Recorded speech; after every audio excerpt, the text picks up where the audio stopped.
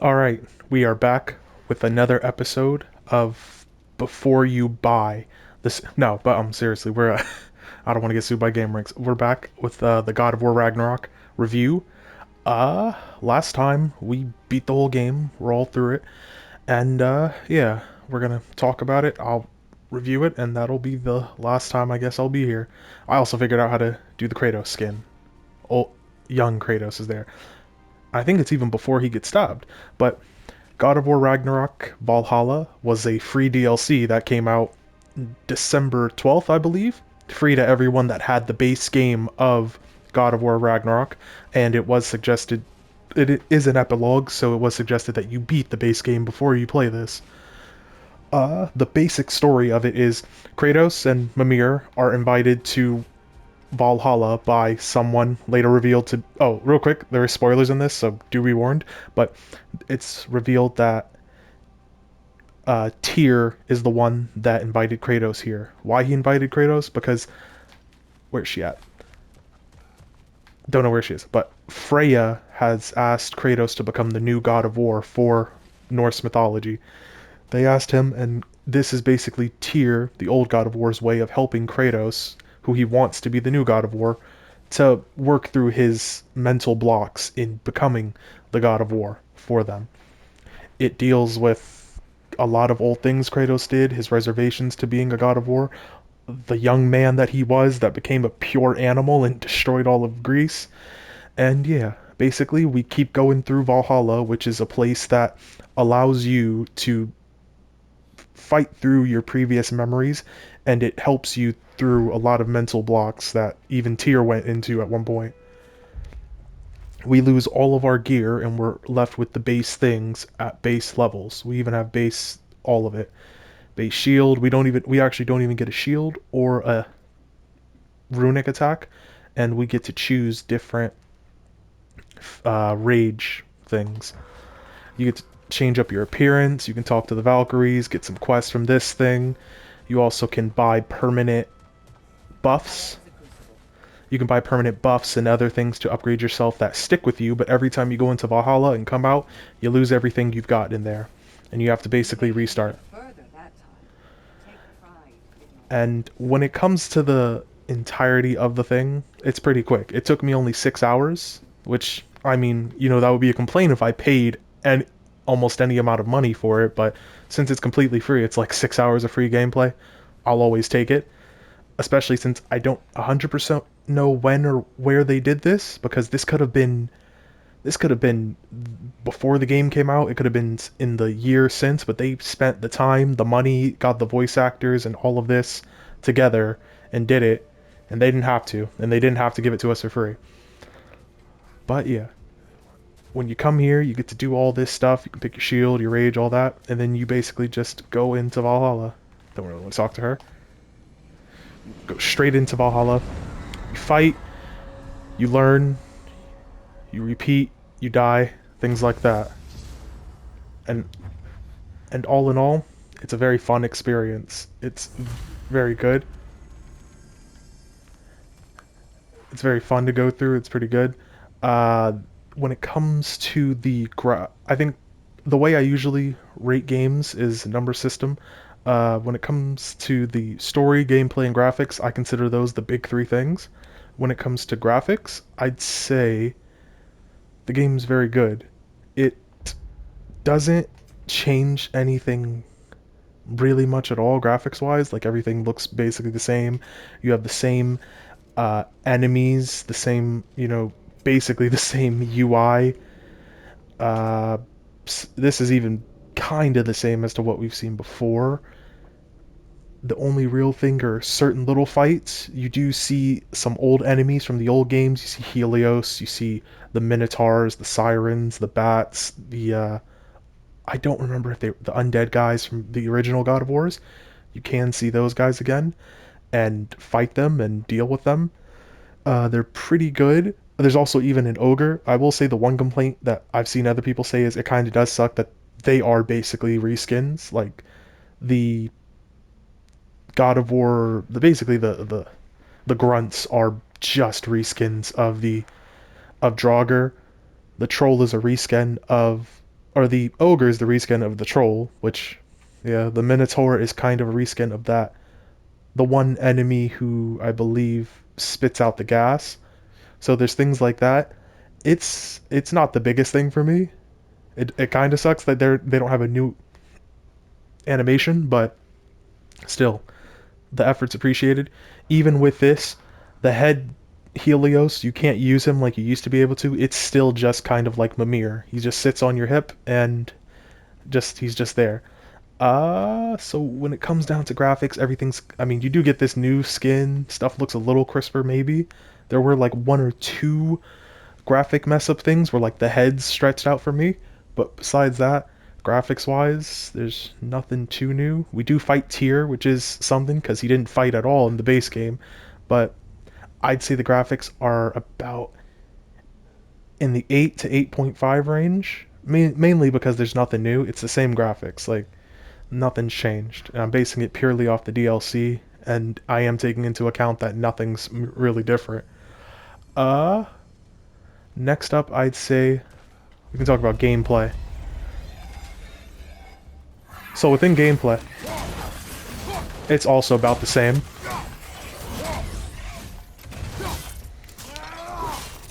Nothing really, like, controls-wise is different. Oh my god, he still has the skirt and you can see up the legs even. Look at that thigh. His thigh is even bigger than his arm. But control-wise, everything's about the same. Nothing's different. There's another boat captain key. Ah, the key again. We will talk later. But control-wise, everything exact same. The only real change up to it is your gear. Like I said, you lose everything. Even all your, like, bodily upgrades, your health, all of it gets kind of turned to base. So you're stuck walking around and playing. They said it's roguelite. I don't 100% know what that means, but you have to complete areas, get chests, and take random upgrades. Could be something you like, could be something you don't use at all. The one thing you're gonna have to learn to do, which is something I had to learn to do, is just accept things that you don't use and learn how to use them.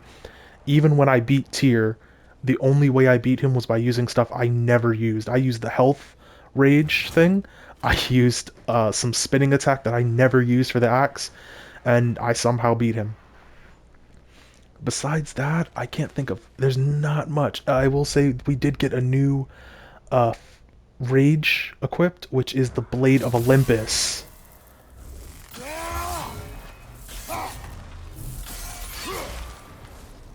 It is pretty cool.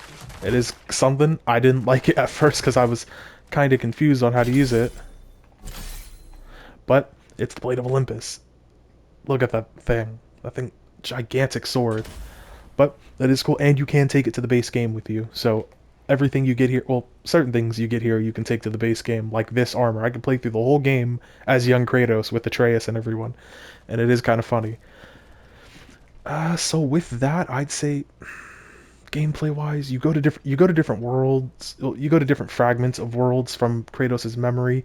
You do go to Greece at a certain point, which is something, but at least really the only thing that's changed up is you kind of are on a Fortnite-esque looting system where you get what you can get and you use what you use to somehow fight through. So the gameplay really isn't like reinvented. It's just, you know, it's kind of made into a bit of an obstacle more than usual.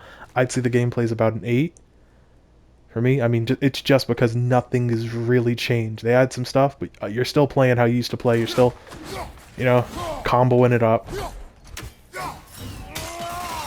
doing what you did before. But even with that, I will say...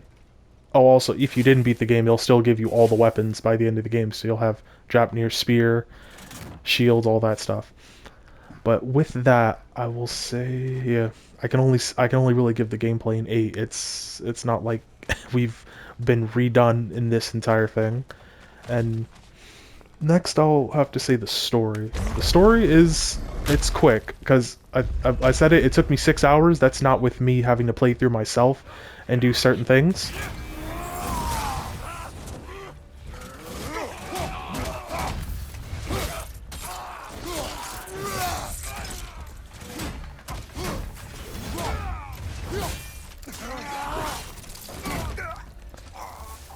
Look at that, young Kratos, bloodied up. But but that is, it took 6 hours. That's not with all my stuff, so that's 6 hours just of what records and getting through the story. You have story peppered throughout gameplay segments, so you'll get through a good chunk of this. You'll go through Valhalla. You'll get to a certain part. You'll get to a cutscene. Kratos will have to think through it, and then after he's thought through it, it will usually send you back out, and you'll have to do it again, get back up, and it's kind of like that. Each time you get through, you'll get some cutscene that'll show you some things, and Kratos has to process it in his head and go through. Now, there are sections of the story that me personally I didn't love they tried to do, and it's kind of how they try to portray young Kratos. They try to see the good in it, which I understand what they're trying to do. They're trying to say, Kratos, you weren't like they say it like you were bad for sure, but not everything you did was just pure rage, pure animal stuff. And he's like, I don't know about that. And they try to say things like when Kratos stabbed himself. I don't remember. I haven't played the old games in an eternity. I was too young to be playing them as I was, but when I did play them, I don't remember if Kratos really stabbed himself with the sword as a way to release the stuff. I thought he did it so that Athena couldn't have the stuff and as a way to punish himself, maybe. But I can't say I'm for sure about that. There's also things about the boat captain and how we tried to get his key to free. I believe it was girls that were on his ship that we were sleeping with. I don't think we actually do save them, but still, even Kratos admits, yeah, he was very cruel to that boat captain. There was no reason not to save him. And it's little things like that. They also even reveal that Sparta is rebuilding somehow. But yeah, it's the story's quick, it's concise, and the basis of it is just Kratos working out what type of a god he wants to be. Can he be the god of war? Can he get over the obstacle that is that title of god of war for him? Can he step through it? He all the two first games are all about things that Kratos has to get through. He has to accept the fact that he's a god, and he has to accept the fact that he might have to go back to his old ways of he will have to fight and kill gods again, which is something he didn't want to do. The second game is accepting that he might have to go to war and uh, let Atreus do his own thing, something that he doesn't have to do. And it's just he has a lot of these mental and physical blocks that he just can't, that doesn't want to get through because of what he did before. It's kind of scary to be the god of war again after everything that happened. It's tough to go back into war after everything that he's done. It's just very tough for him to do some of the things he's done after what we've been through.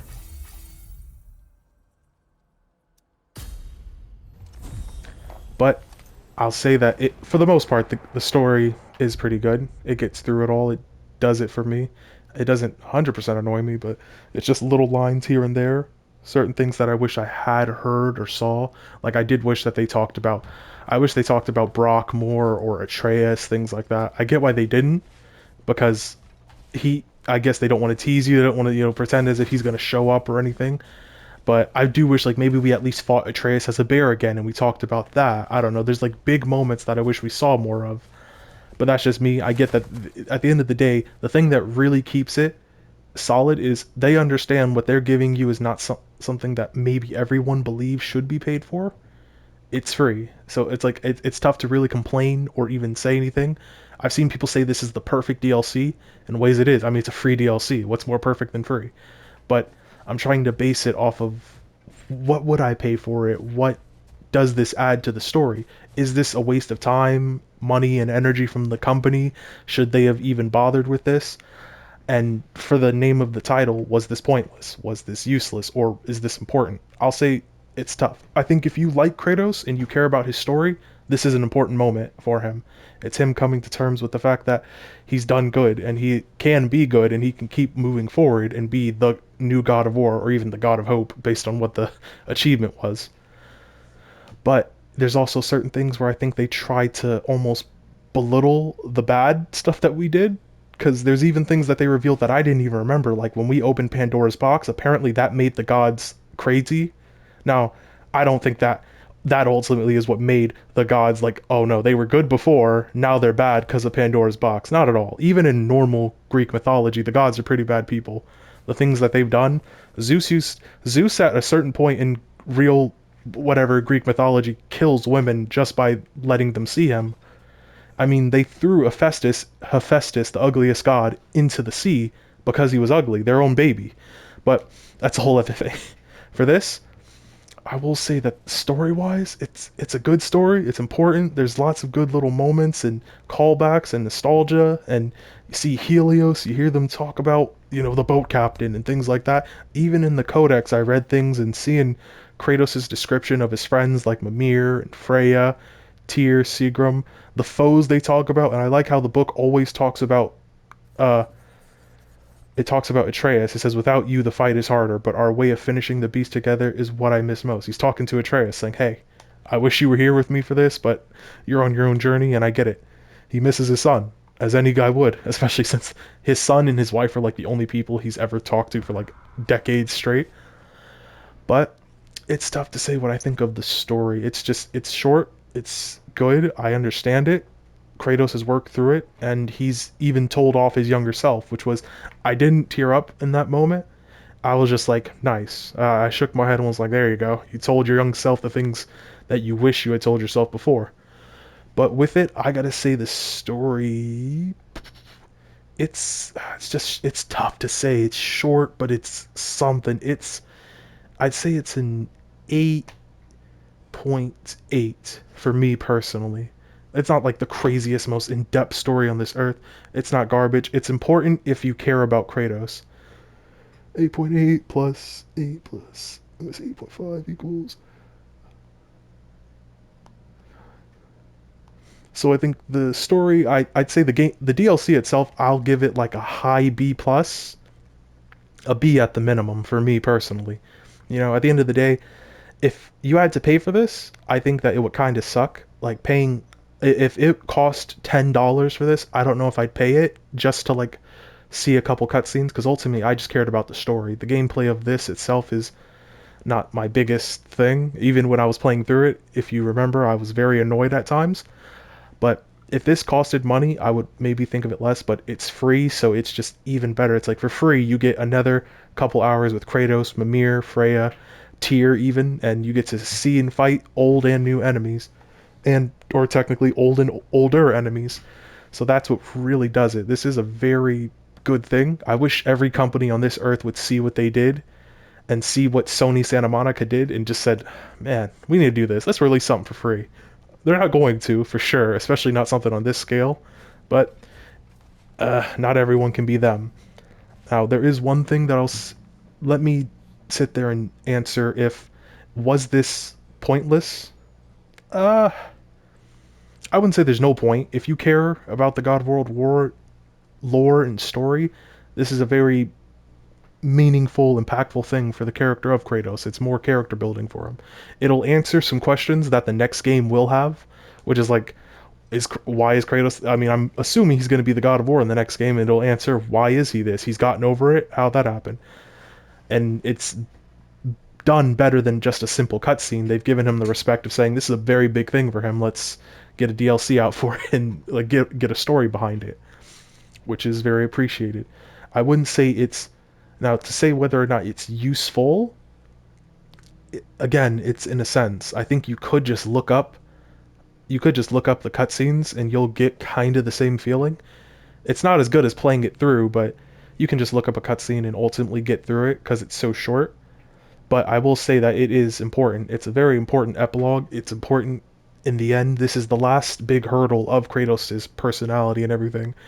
Hopefully in the next game, there's no more questions of it. There's no more questioning himself. Actually, there might be some things, there might be moments where he messes up as the new God of War and maybe thinks this was a mistake, but still, I do hope that Kratos is through uh the last mental hurdle of himself and he can maybe keep it pushing. Like, I can't say that I personally think that Kratos is a bad guy. I know he deserves to be punished, but he's not gonna be. And I do see that he is trying his best to move forward and be a better guy than what he was, which he very much so is. He saves people. He's helped the Nine Realms take down their biggest dictator, and he's even grown as a father and just a man personally. I've even seen videos of people talking about how Kratos' masculinity done right. Never watched it because I don't really want to deal with that, but He is. He's in a lot of senses he is. He's gotten over his rage that the younger him did, and now he's just a guy that accepts and is better with things. And with that, I can't think of much else to say about it. This is just if I was to say if I'd recommend it, absolutely. Short, free DLC that you can play through. It's not too tough, even if you're not the type that likes playing these types of things, which it's not 100% my thing, playing through and not having the gear that I wanted or chose out and starting back from ground zero, but it's you can get into it. And if you ever, I kept it at the second to highest difficulty, I'm pretty sure. Don't even know how to switch it. I don't, no idea. I think you have to switch it in the menu. But kept it at the second highest difficulty. You can switch it yourself. Yeah, okay, it might be here. Yeah, you can do. Oh, you can even return to shore from here. Cool. But second highest difficulty, you can switch to that anytime. Go higher, lower, whatever. They suggest you go higher. I didn't want to do that because I was just really in it for the story, personally. And yeah, dang. But this was very much appreciated and needed. There are people that I've seen. My brother himself said, he asked, "Is this just a publicity stunt?" Because I know Christopher Judge was at the Game Awards and he announced some stuff, said some things. Is it because God of War, the hype for it is down? I was like, that doesn't really make sense. I mean, of course they know that games are gonna hype down, but unless they're planning something pretty soon and they just wanted to keep the flame alive for a little longer, then maybe. But if it is, who cares? It's a good thing. I wish more companies would, instead of releasing some trailer or something, maybe release some game. Especially in the past few months of what we've had for games. The real big one has just been kind of Spider-Man 2, Between you and me, but there's nothing wrong with enjoying the fight. naturally. But with Spider-Man 2 being the only good thing in the past few months, and we've had like Assassin's Creed and The Walking Dead, and I think it's like the day before, lots of garbage games honestly coming out. This has been like the best of that stuff. Like I'd play this 10 times over playing the day before The Walking Dead or even Assassin's Creed Mirage again at all. I play this 100% more. It's God of War. And with that, that's before you. No, I need to stop. I don't want to have Jake from Game Ranks pissed at me. Good guy. He's a good reviewer. But that's the end of this. It's been good. I liked it. It's very much something I needed. If you've been looking at the channel, you've seen I've been slowly uploading my Far Cry 6 gameplay, and I've been hating every second of it. This has felt fantastic to play, fun, good to look at, great combat, everything.